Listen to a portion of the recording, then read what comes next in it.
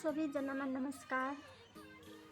आज पढ्न गएको अन्तर्राष्ट्रिय नारी दिवसको सबै दिदीबहिनी आमाहरूमा स्ट्रङली शुभकामना।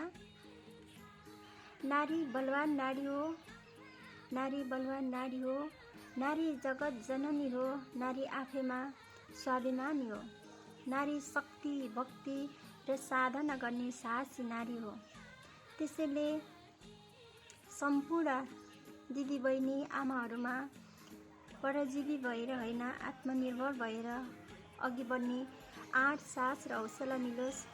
सबैमा मेरो यही शुभकामना, ताकि जुन निज सोच भएका व्यक्तिहरूले तिरो के छ र भन्ने आँट साहससम्म गर्न नसकोस्। जय हामी, जय नारी।